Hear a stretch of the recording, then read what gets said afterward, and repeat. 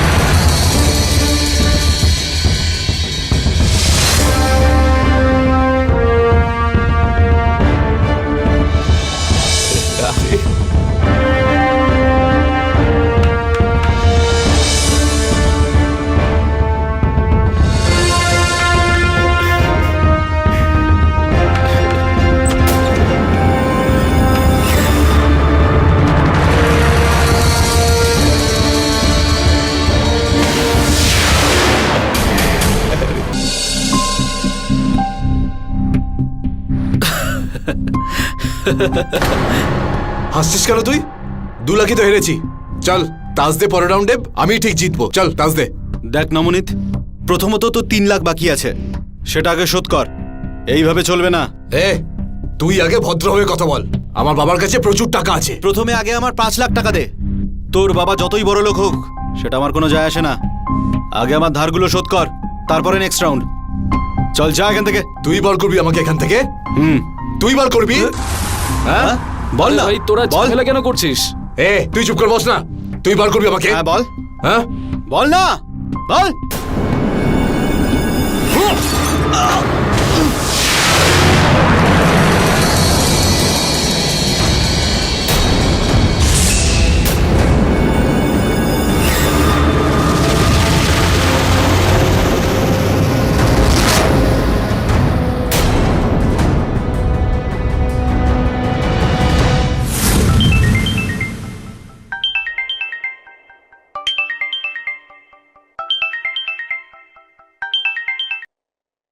Hello, কি? আমি আসছি।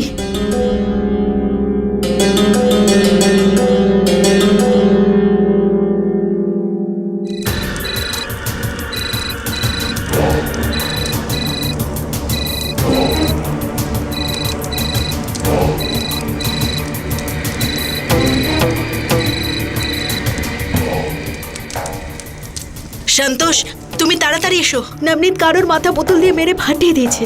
আমার একা যেতে ভয় করছে। আমি আসছি। আচ্ছা ঠিক আছে।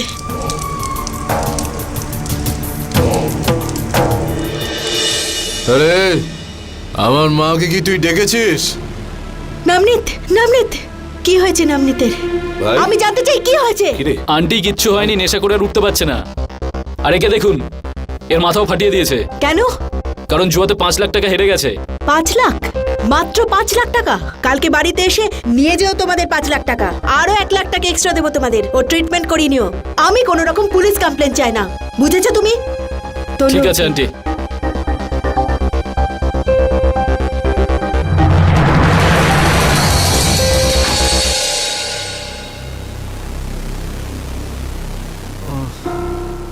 সাবধানে সাবধানে। আরে সাবধানে, পড়ে যাবি। সাবধানে ওঠ। তুই আমার আসল বন্ধু, নাহলে এত রাত্রেবেলায় তুই শুধু আমার জন্য এসেছিস। থ্যাঙ্কস। আরে ধুর, থ্যাংক ইউ বলার কি আছে? তোর মা বললো আর আমি আসবো না? তুই সাবধানে যা যা। চল চল। সাবধানে। আরে ভাই, ঘর অব্দি পৌঁছে দেবো? না ভাই, আমার এতটাও নেশা হয়নি। একা একা যেতে পারবো না। এখন 1 বোতল খেতে পারি। হ্যাঁ চল। আচ্ছা। Good night. পাগল।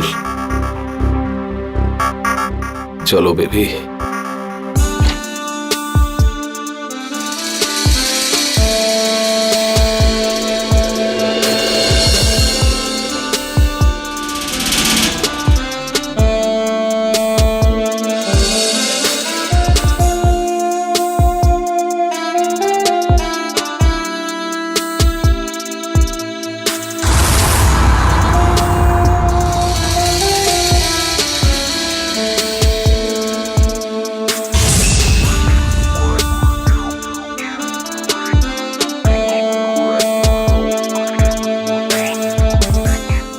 তোমার বিজনেস সেট হয়ে গেছে?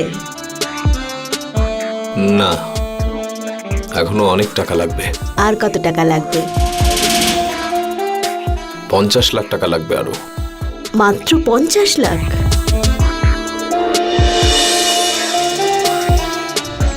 পেয়ে যাবে তুমি টাকা। এক টাকাই তো আছে, যা এখানে ভরপুর। যখন খুশি নিয়ে যেও। তুমি শুধু আমার খেয়াল রেখো, আর আমি তোমার।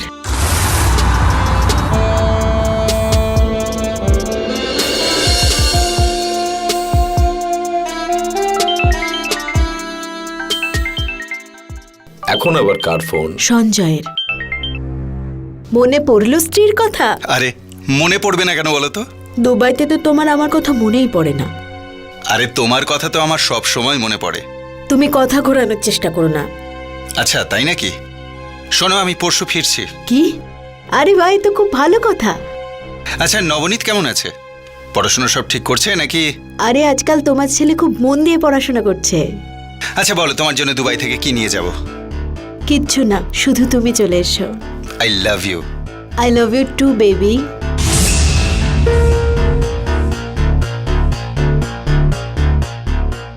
কি বলছিল? পরশু ফিরছে। পরশু আসছে? আরে বেবি, তাহলে আমাদের হাতে সময় খুব কম।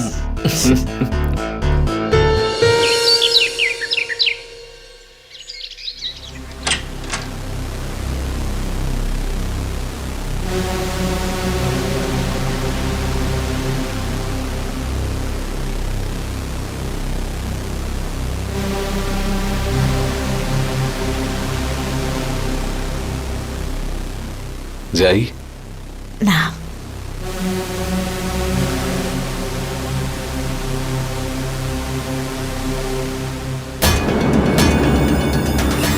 মা!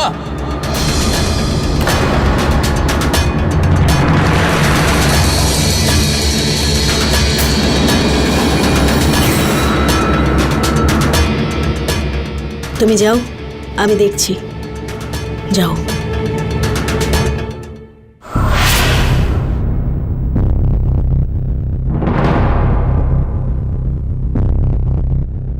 এসব এসব কি হচ্ছিল?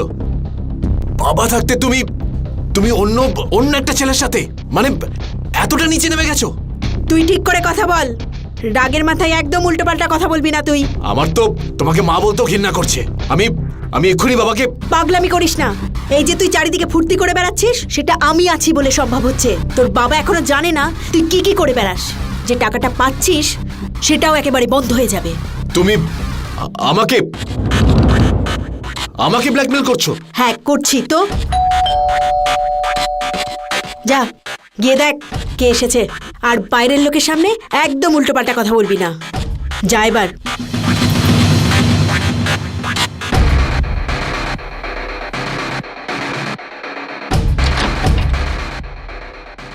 হাই নবনীত। কি এভাবে কি দেখছিস? আরে টাকা নিতে এসছি। ভেতরে আসতে দাও তুমি ওদের। আয় ভেতরে।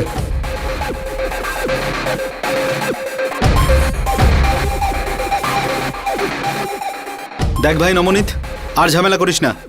আরে আমরা বন্ধু তো, একসাথে খেলি, একসাথে খাই, কিন্তু আমার পুরো টাকাটা লাগবে। আরে তোর সাথে তো কোনো শত্রুতা নেই। এই নাও তোমাদের 6 লাখ টাকা। 5 লাখ যে নবনীত ধার নিয়েছিল তার জন্য, আর 1 লাখ টাকা এক্সট্রা দিচ্ছি। এটাতে তোমার ট্রিটমেন্ট করিও, আর বাকি টাকায় পার্টি করো তোমরা। আর একটা কথা, আমার ছেলে নবনীতকে যদি আর বিরক্ত করো, তাহলে আমার থেকে খারাপ কেউ হবে না। তোমরা যাও এবার এখান থেকে। Thank you aunty. Thank you আর ওয়েলকাম বলার মতো টাইম আমার কাছে নেই। যাও। আর তুমি 1 সপ্তাহের মধ্যে 20 লাখ টাকা উড়িয়েছো। কোনো ধারণা আছে তোমার?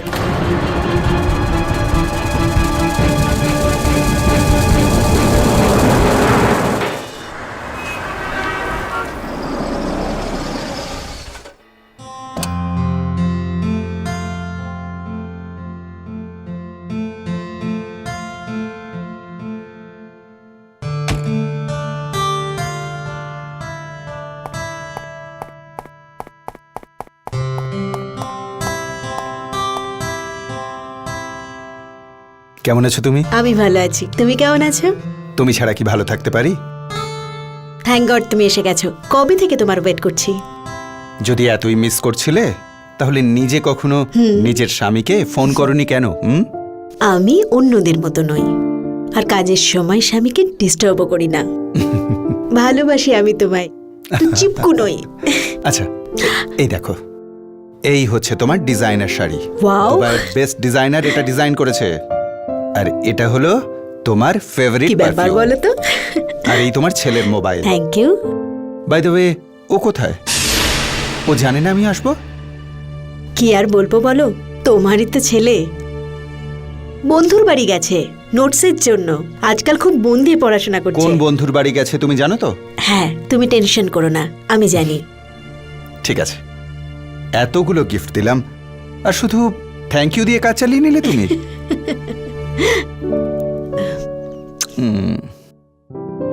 আসলে নবনীত যে এখন বাড়িতে নেই, এটা খুব ভালো খবর। তাহলে আমরা এখন একটু রোম্যান্স করে নিই। না, এখন নয়, আগে স্নান করে এসো। আরে প্লিজ, স্নানের আগেও তো একটু রোম্যান্স করা যায় নাকি? না, তুমি আগে যাও, স্নান করে এসো আগে। এই শোনো, তুমিও চলো না স্নানে। তুমি শুধরাবে না, আরে আমি বললাম না, যাও।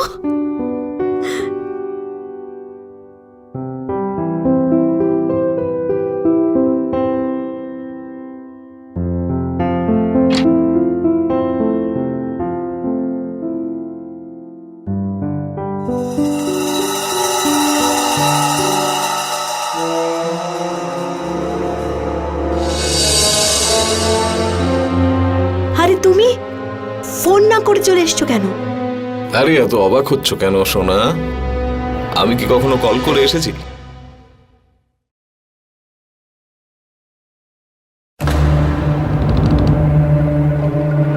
সঞ্জয় কিন্তু বাড়িতে আছে, অ্যালার্ট থাকবে। ওর সামনে তুমি একদম কিন্তু উল্টোপাল্টা কথা বলে ফেলবে না, যাতে ওর আবার ডাউট হয়। হ্যাঁ হ্যাঁ, ঠিক আছে, আমি দেখছি সোনা। তুমি ফালতু চিন্তা করছো। কোথায় তোমার বর? স্নান করতে গেছে। স্নান করতে গেছে? আরে তাহলে কি সোনা, করছো তুমি? একটা কিস দাও না প্লিজ। হ্যাঁ,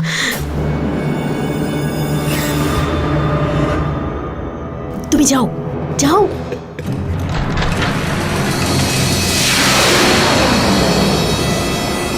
চন্দ্র এখন সঠিক স্থানে আছে, আর রাহুর সামান্য যে প্রভাবটা ছিল সেটাও কমে গেছে।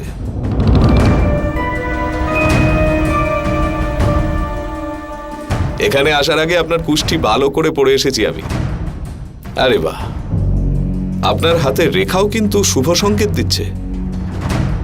রাজেশ্বরী, সঞ্জয়, ইনি হলেন সন্তোষ মহারাজ, খুবই পণ্ডিত। নমস্কার। আমাদের বাড়ির বাস্তু থেকে শুরু করে পুজো আরতি সব ওনাকে জিজ্ঞেস করেই করি। রাজেশ্বরী একটু এদিকে এসো। বাথরুমে এই বিয়ারের বোতল কি করে এলো? তোমার ছেলে কি করছে এসব? আর কোথায় ও? ডাকো একবার এখানে। আরে এই বিয়ারের বোতলটা আমি রেখেছিলাম, নবনীত তো বিয়ার কখনো ছুঁয়েও দেখে না। তুমি এসব আবার কবে থেকে? আরে না, তুমিও না। এই বিয়ার আমি চুল ধোয়ার জন্য রেখেছিলাম। এই দেখো চুল কত সুন্দর হয়ে গেছে, সিল্কি সিল্কি। হাত দিয়ে দেখো না একবার, কত সিল্কি হয়ে গেছে আমার চুল। রাজেশ্বরী, আমি ঠিক বুঝতে পারছি না তুমি কি বলছো। নবনীত তো একদম ভালো ছেলে হয়ে গেছে, সারাদিন পড়াশোনা নিয়েই থাকে। আচ্ছা হ্যাঁ, শোনো, এই যে পণ্ডিত মশাই বড্ড কম বয়সী মনে হচ্ছে না? তুমিও না, তুমি ওনার ট্যালেন্ট নিয়ে কথা বলতে চাও না। উনি কিন্তু খুবই ট্যালেন্টেড, আর যেদিন থেকে উনি আমার জীবনে এসেছেন সেদিন থেকে সবকিছু ভালোই হচ্ছে। আর তুমিও তোমার বিজনেসের সমস্ত ডিসিশন ওনাকে জিজ্ঞেস করেই করো, তাতে তোমারও অনেক লাভ হবে। হ্যাঁ, আমি স্নান করে আসছি। ঠিক আছে।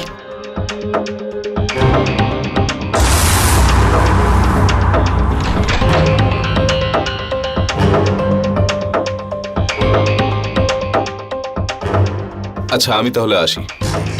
দাঁড়াও,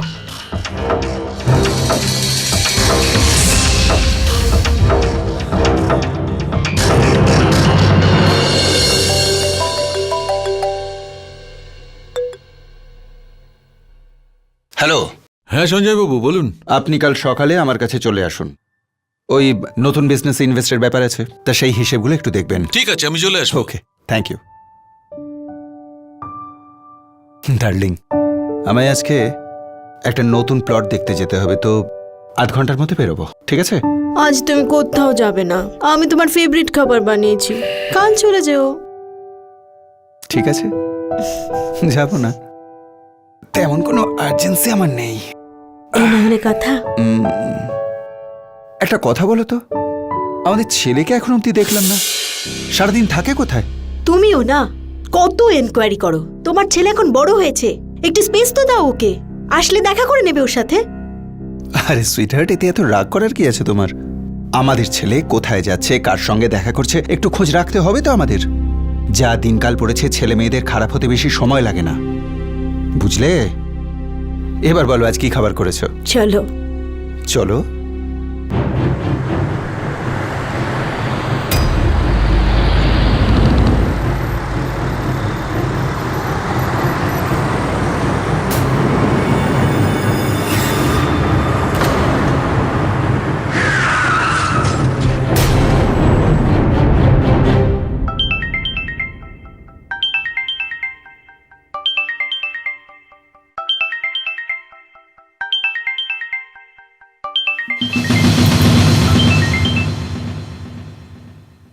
হ্যালো।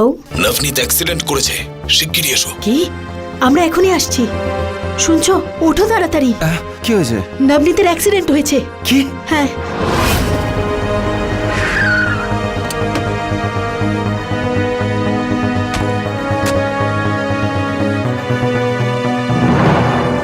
এই নাও টাকা, গিয়ে তোমার চিকিৎসা করাও, আর আমার ছেলে নবনীতের নামে যেন কোনো পুলিশ কেস না হয়। নাও ধরো।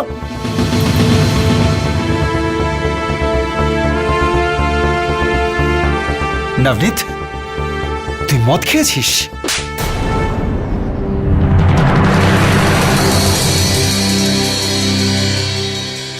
আমার গায়ে হাত তুলে তুমি ভালো করলে না বাবা।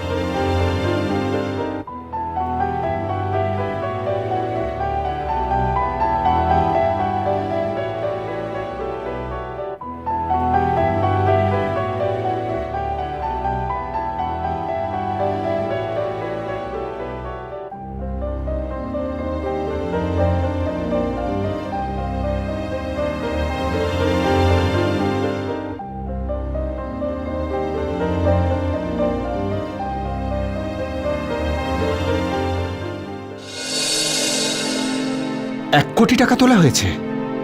কে তুলেছে এই টাকাটা? স্যার, এই কোম্পানির অ্যাকাউন্ট থেকে টাকাটা এই অ্যাকাউন্টে ট্রান্সফার করা হয়েছে। নাম হচ্ছে সন্তোষ মিশ্র। সঞ্জয়, ইনি সন্তোষ মহারাজ, খুবই পণ্ডিত উনি।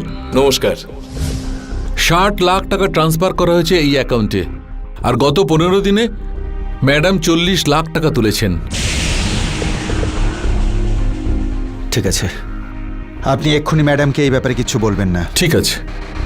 বাকি টাকা কোথায় ইনভেস্ট করতে হবে সেটা আপনাকে আমি পরে জানাচ্ছি। আচ্ছা, আপনি এখন আসুন। Okay sir.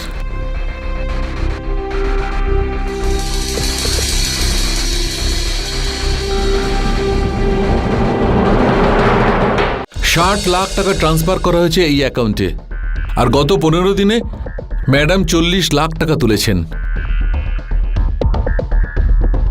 ঠিক আছে, আপনি এক্ষুনি ম্যাডামকে এই ব্যাপারে কিছু বলবেন না। ঠিক আছে। বাকি টাকা কোথায় ইনভেস্ট করতে হবে সেটা আপনাকে আমি পরে জানাচ্ছি। আচ্ছা, আপনি এখন আসুন। Okay sir.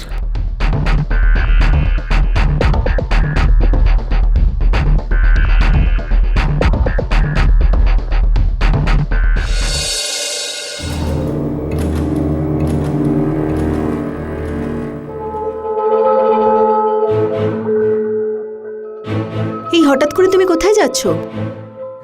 আমার দুবাইতে বিজনেসের একটা জরুরি কাজ পড়ে গেছে, যাওয়াটা জরুরি। মাত্র 2 দিন হলো তুমি এসেছো, আমি যেতে দেব না তোমায়। আমি জানি রাজেশ্বরী, কিন্তু কাজটা এতটাই জরুরি যে আমাকে যেতেই হচ্ছে। এমন কি কাজ পড়লো তোমার? আমি তোমাকে ওখান থেকে ফোন করে সব জানাবো।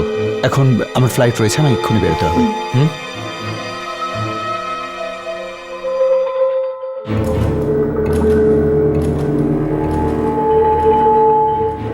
নবনীত, বাবাকে সরি বলো তুমি।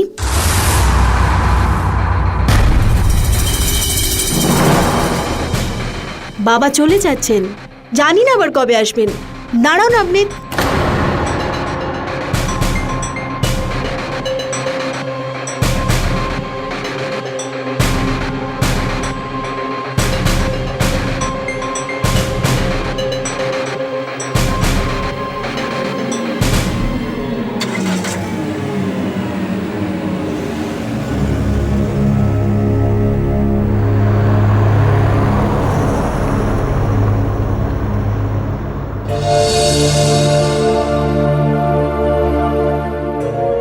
এই সঞ্জয় হঠাৎ করে চলে গেল কেন? ও আবার আমায় সন্দেহ করেনি তো? আমার তো মনে হচ্ছে এর মধ্যে নিশ্চয়ই কিছু গন্ডগোল আছে।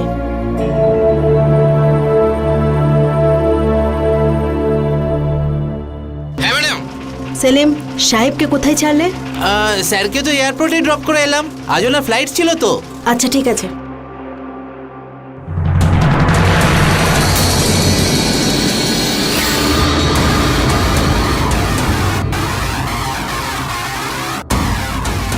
সেলিম, হ্যাঁ স্যার। আমি যখন এখানে থাকি না তখন প্রায়ই বাড়িতে কে আসে? কেউ না স্যার, ওই জ্যোতিষী আছে না সন্তোষ, ওই মাঝে মধ্যে আসে।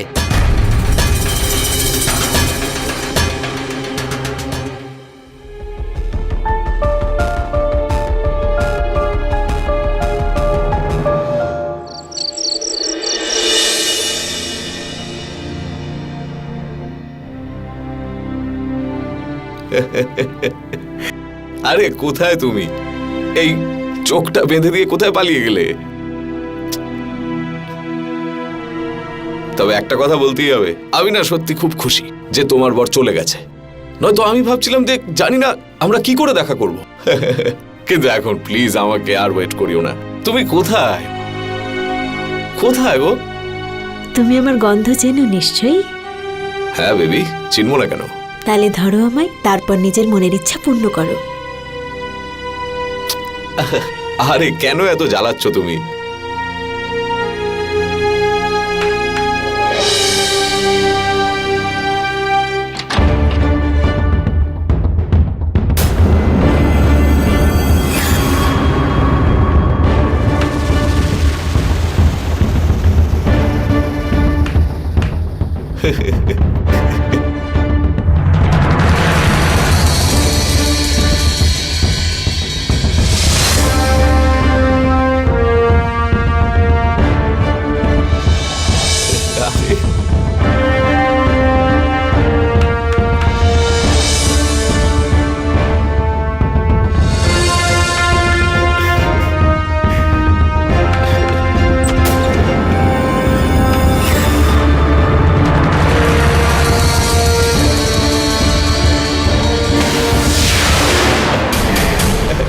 ধরো ধরো, আমাকে ধরো।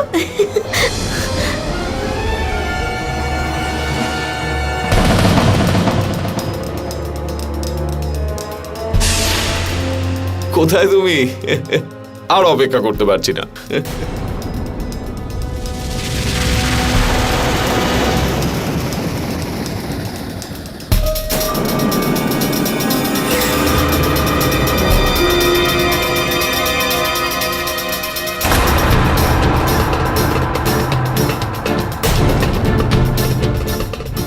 স্যার, আমি পুজো করতে এসেছিলাম স্যার।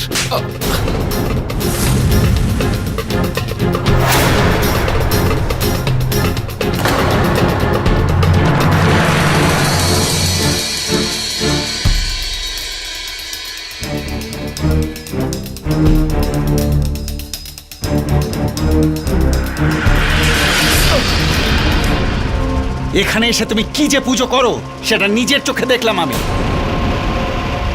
এখন এখান থেকে বেরিয়ে যাও, আর দ্বিতীয়বার তোমায় যদি এখানে দেখি সোজা জেলে পাঠিয়ে দেবো।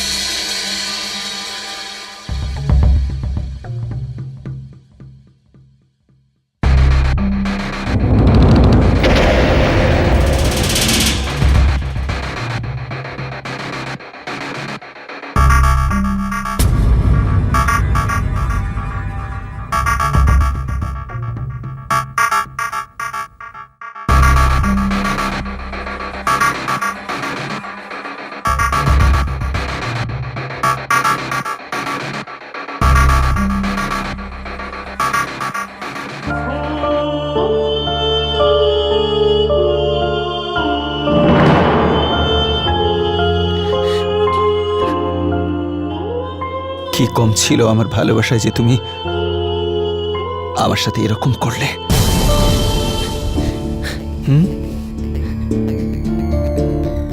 কি কম ছিল আমার ভালোবাসার মধ্যে?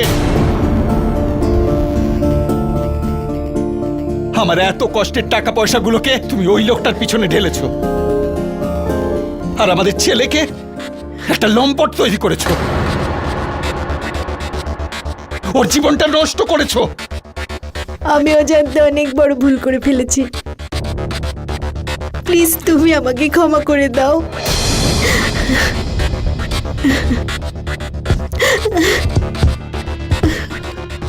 আমার বদলে অন্য কেউ হলে তুমি আর এখন বেঁচে থাকতে না, বুঝলে?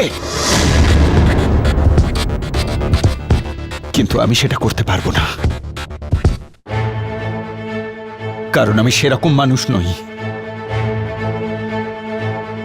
তুমি আমার টাকা পয়সা উড়িয়ে আমাকেই ঠকিয়েছ না? তাই আমি তোমাকে আর ওই নবনীতকে আমার রোজগার থেকে একটা কানা করিও দেব না, বুঝলে? আমার সব সম্পত্তি থেকে তোমায় বঞ্চিত করব না। তোমাকে আমার বিবাহিতা স্ত্রী ভাবতে ঘেন্না করে, আমার ঘেন্না করে।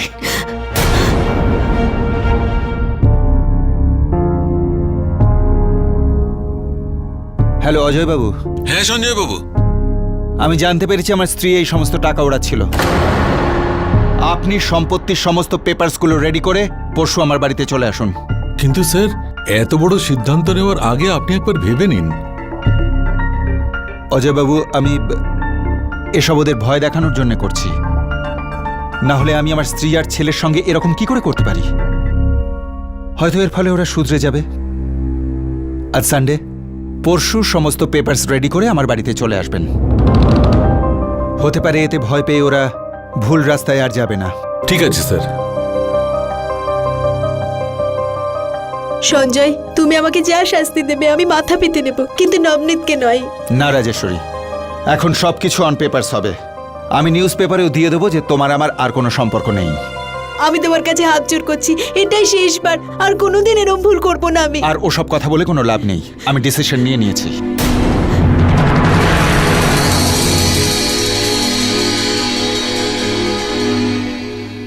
বাবা যদি আমাদের বিষয় সম্পত্তি থেকে কিছুই না দেয়, তাহলে তো আমরা পথে বসে যাব। এখন সময় এসে গেছে, আমাদের কিছু একটা করতেই হবে। আমার মাথায় একটা প্ল্যান আছে।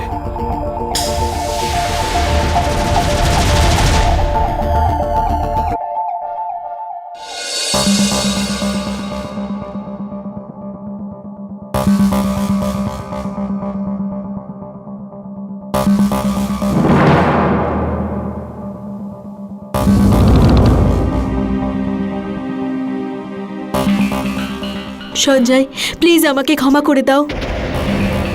আমি জানি তুমি আমার উপর রেগে আছো, আমি ভুল কাজ করেছি, আমি তোমাকে ঠকিয়েছি। যদি এই বাড়ি ছেড়ে যেতেই হয় তো আমি যাব। নবনীত তো তোমারও ছেলে, ওকে তোমার কাছে রাখো, কেউ তো থাকবে ওকে দেখার জন্য। সঞ্জয় প্লিজ, সঞ্জয় প্লিজ ক্ষমা করে দাও। সঞ্জয়,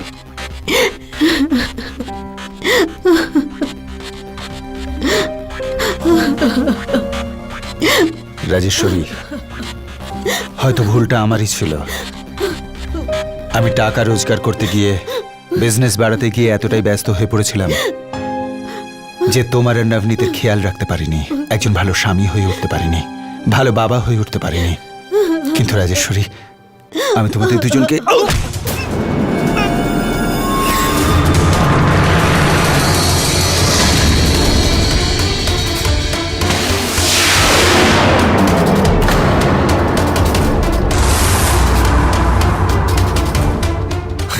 বাবা, বাবা, আই এম রিয়েলি সরি। আমি কথা দিচ্ছি, আমি কথা দিচ্ছি যে আজকের পর থেকে আমি মদও খাবো না, আর কোনো খারাপ কাজও করবো না। কিন্তু কিন্তু আমাদের ক্ষমা করে দাও বাবা। বাবা প্লিজ আমাদের ক্ষমা করে দাও। কি বলেছিলি তুই? জেলে পাঠাবি আমাকে? হ্যাঁ, পাঠিয়ে দিলাম তো তোকে।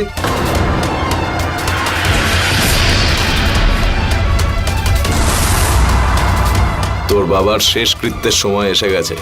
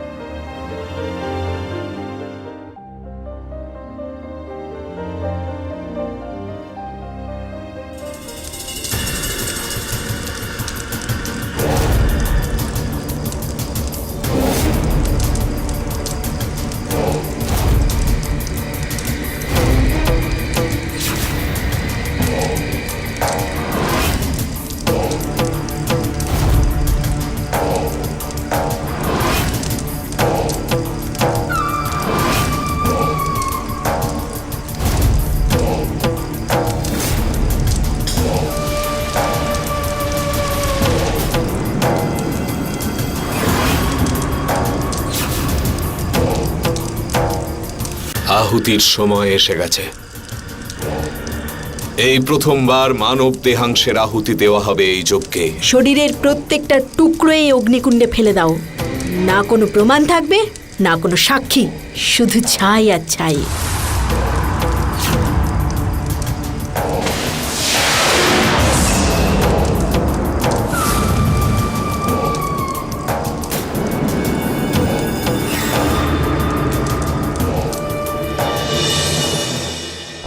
হ্যালো ইন্সপেক্টর, পুরো 24 ঘন্টা হয়ে গেল, কোনো রকম খবর পেয়েছেন আমার স্বামীর যে কোথায় উনি? না না, এখনো কোনো খবর পাইনি, কিন্তু আমরা খুব তাড়াতাড়ি জানতে পেরে যাব। আর কোনো খবর পেলেই আপনাকে সঙ্গে সঙ্গে জানাবো। Thank you so much.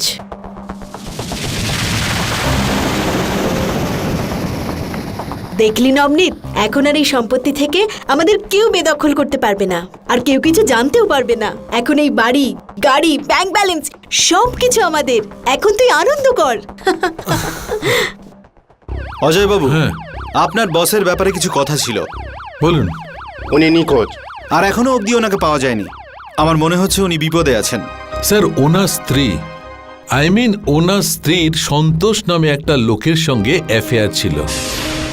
60 lakh টাকা দিয়েছেও সন্তোষকে, আর এই কথাটা স্যার জানতে পেরেছিলেন। উনি ওনার স্ত্রী আর ছেলেকে সম্পত্তি থেকে বঞ্চিত করার সিদ্ধান্ত নিয়েছিলেন। উনি নিজে আমায় এই কথা বলেছিলেন।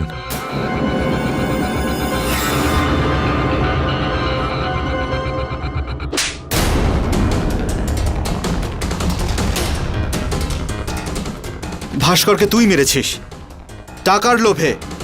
বল। দেখ, রাজেশ্বরী আমাদের সব সত্যি কথা বলে দিয়েছে। ওর স্টেটমেন্ট আছে আমাদের কাছে যে তুই ওর হাজবেন্ডকে খুন করেছিস। এবার বল। স্যার আমি মারিনি স্যার, আমাকে ফাঁসানো হচ্ছে। ওনাকে আমি মারিনি স্যার। তাহলে 60 লাখ টাকা তোর অ্যাকাউন্টে কিভাবে এলো? বল। 60 লাখ টাকা তোর অ্যাকাউন্টে কিভাবে এলো? আর লাশটা তুই এখন কোথায় রেখেছিস? বল। তোকে তো কিছু জিজ্ঞেস করছি, লাশটা কোথায়? লাশটা কোথায়? স্যার স্যার বলছি স্যার তাড়াতাড়ি বল। স্যার ওই যজ্ঞকুণ্ডে পুড়িয়ে দিয়েছি। চল চল দেখাবি, চল বল। স্যার এখানে পুড়িয়েছিলাম। কনস্টেবল। Yes sir. ফরেনসিক ডিপার্টমেন্টকে তাড়াতাড়ি ইনফর্ম করো এখান থেকে হাড় আর ছাই কালেক্ট করার জন্য। গো। আর তুই ফোন কর, ফোন করে ডাক এক্ষুনি। আরে তোকেই বলছি, ফোনটা কর।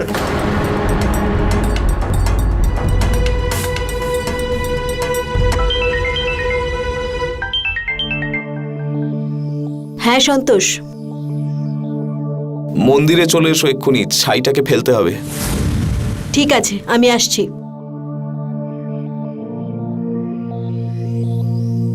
চলো সন্তোষ, আমরা এই ছাইগুলোকে তাড়াতাড়ি সরিয়ে ফেলি।